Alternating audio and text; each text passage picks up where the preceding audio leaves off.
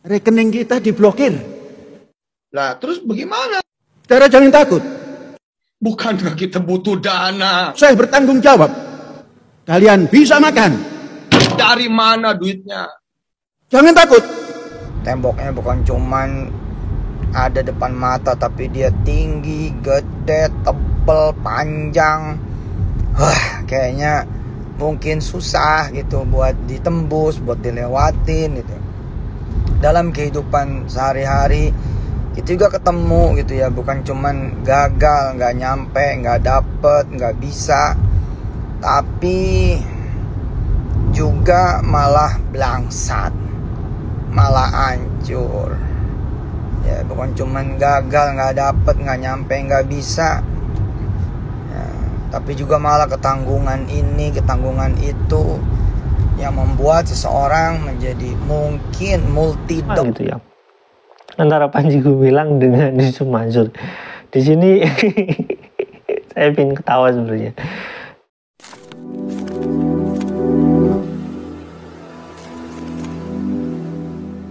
Assalamualaikum warahmatullahi wabarakatuh. Welcome back to my channel Detektif Dri.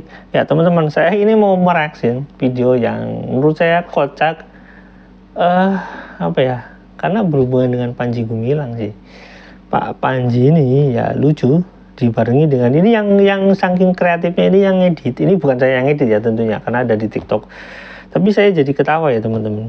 Dan video yang berikutnya itu dari ya Yusuf Mansur sendiri. Saya pengen ketawa tapi iyalah pokoknya intinya video ini lucu dan mengemaskan juga, kadang juga menjengkelkan ya teman-teman. Nah ini kita lihat dulu nih reaksi dari editan video yang dari TikTok ya. Kita lihat dulu videonya, yuk check it out. Rekening kita diblokir. Lah, terus bagaimana? Saudara jangan takut. Bukankah kita butuh dana? Saya bertanggung jawab. Kalian bisa makan. Dari mana duitnya? Jangan takut. Dari mana duitnya? Saya punya cara. Apakah kita akan berdiri mengemis di depan orang-orang? Jangan mas. Mas. Ngono ya ngono, ning ojo ngono. Oke, itu video yang pertama ya. Jadi yang nyambungin lucu juga ya. Jadi apa ya? Panji Gumilang kan kontroversial gitu dengan ya bukan ajaran ya, itu lebih pada sebenarnya kayak lawakan aja sebenarnya. Karena kalau ajaran itu ya mungkin dilakukan di kelas-kelas kayak gitu. Karena itu di mimbar ya lebih tepatnya kayak wacana yang dia bangun gitu ya.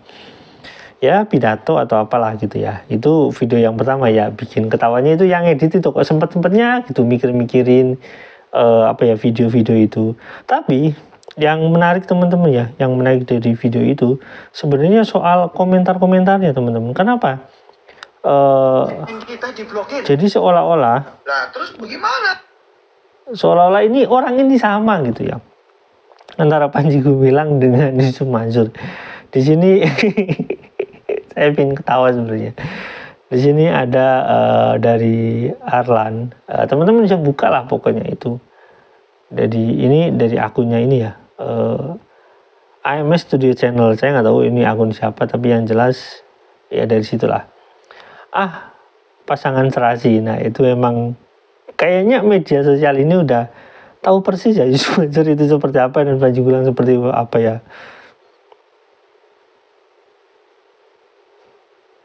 Nah, ini baiklah, ini ya orang Sunda berarti. Baiklah kalau gitu, kalau begitu nanti kita turunkan di Japan Open.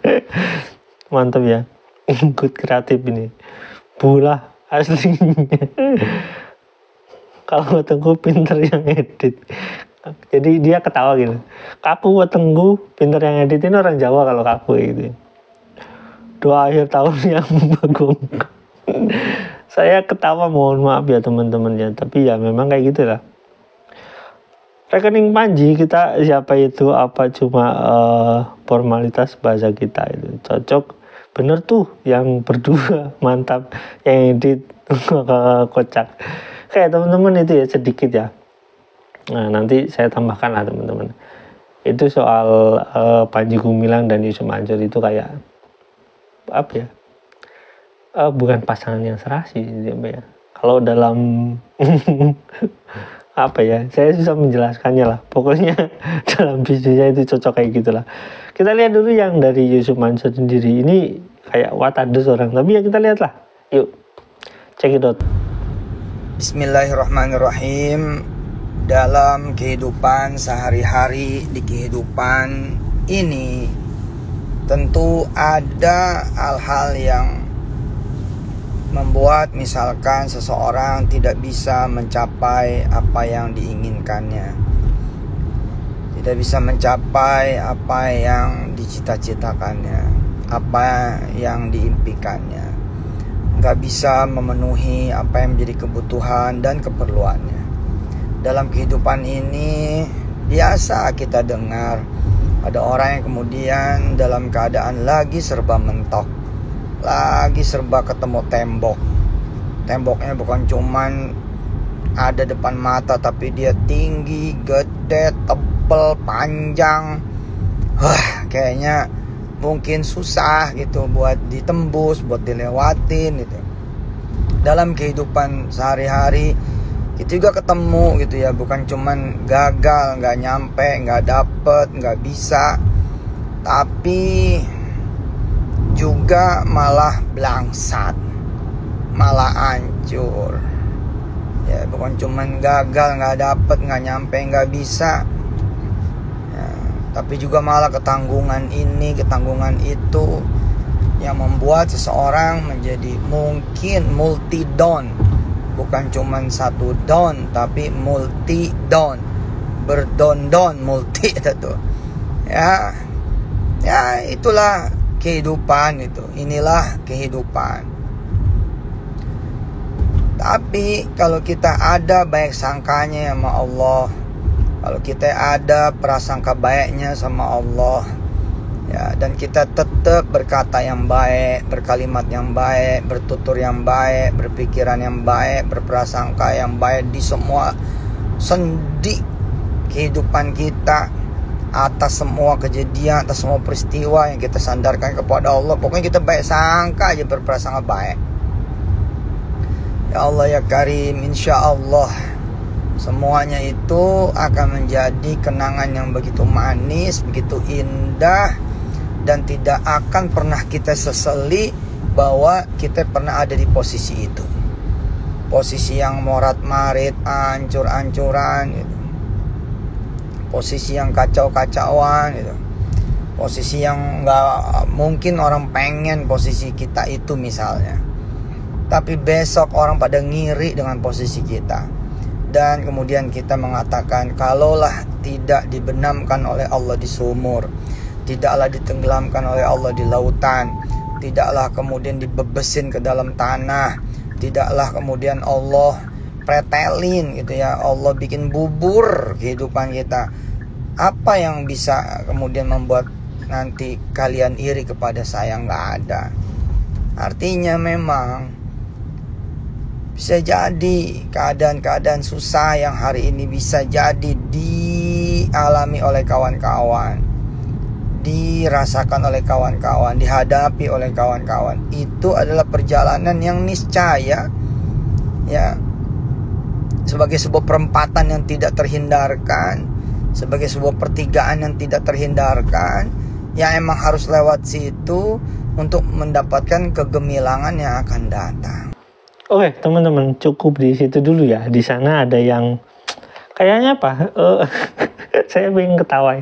Tapi ya gini ya, soal sebuah perilaku yang dilakukan oleh seseorang itu menimbulkan efek suatu tindakan yang tidak menyenangkan yang dirasakan orang lain gitu ya. Nah, ini soal Yusuf Mansur itu ngomongin dia sendiri. Kenapa? Yang terakhir kali ucapan yang katanya orang lain itu nanti akan apa ya? Jadi akan iri dengan posisi dia, itu ada ucapan yang terselip di sana. Sebenarnya dia itu ngomongin dia sendiri gitu, tapi dengan pedenya dia ngomong misalkan kalau orang lain seperti itu gitu. Ya sebenarnya hatinya nggak bisa ditolak bahwasanya orang itu sekuat-kuatnya, sejahat-jahatnya manusia itu masih ada hati di sana. Kenapa? Karena hati itu diciptakan antara kontradiksi antara hati dan di sana ada misalkan ada rasa yang misalkan udah membuku hatinya, tapi di kalbunya, karena ada kalbu di sana di dalamnya itu pasti ada sedikit yang terbersit gitu. Walaupun Yusuf Mansur dengan keras hati orangnya kayak gitu ya nggak mau apa ya saya bilang dia nggak mau ya kalau ngomong di depan media kayak enak kayak bener kayak gitu ya, tapi faktanya kan nggak gitu loh. Faktanya diajak ketemuan susah, pengennya dia damai sesuai dengan keinginan dia, pengennya kayak gitulah. Intinya semuanya yang pengennya dia gitu, nggak sesuai dengan apa yang memang diharapkan pada yang dikatakanlah orang-orang teman-teman ini yang berinvestasi di saya itu mencari kebenaran gitu dan keadilan, nggak ingin kayak gitu Yusuf Mansur. Padahal kalau bisa berdiskusi bareng dengan baik akan selesai masalahnya, tapi Yusuf Mansur nggak mau. Karena apa? Ada sesuatu yang memang dia itu mau menyerahkan itu gitu. Ya, dia punya intinya dia pingin tetap namanya tetap baik kayak gitulah. Jadi padahal ya manusia itu ya kadang kala melakukan kesalahan, tapi dia ngomong bisa, ngasih nasihat bisa, tapi dia sendiri nggak bisa melakukan hal itu gitu. Itu pun fakta. Ya siapapun lah, baik orang yang memang alim, orang yang pinter, atau misalkan orang yang jahat, kadang-kadang ada hal yang memang ego dalam dirinya itu nggak bisa dibeli dengan apapun gitu, walaupun itu tahu dia salah gitu. Tapi itulah manusia. Cuma saya jadi kocak ya, seolah-olah yang jadi masalah memang dia katakanlah dia ustadz gitu, memberi nasihat kepada orang lain yang di sana sebenarnya apa ya, itu loh ibarat kalau dalam pikiran itu kayak pikiran itu lagi menasihati hatinya atau hatinya lagi menasihati pikiran, sebenarnya kayak gitulah intinya. Tapi teman-teman ngerasa lucu gak sih sebenarnya Yusuf Mansur? Apakah perlu di psikiater atau enggak ini orang? Karena siapa sih sebenarnya? Dia itu bicara dengan siapa? Apakah berbicara dengan objek itu jalan atau sedang menasihati? Jadi kalau misalkan dalam hal seperti itu, kan objeknya jelas harusnya. Harusnya ya teman-teman ya. Misalkan ada yang bercerita, ada yang bertanya kepada dia, harusnya kayak gitu sebenarnya. Tapi ya udahlah, intinya Yusuf Mansur memang ya kayak gitu orangnya ya. Saya nggak mau gimana-gimana. Tapi yang jelas teman-teman netizen itu memang kreatif lah. Ini video-video yang memang apa ya, soal Panji Gumilang dan Yusuf Mansur itu memang sangat membagongkan gitu. Ya begitulah drama di 2023. Oke, sampai sini teman-teman. Jangan lupa like, subscribe, dan komen. Jangan lupa juga share. Wassalamualaikum warahmatullahi wabarakatuh. Bye.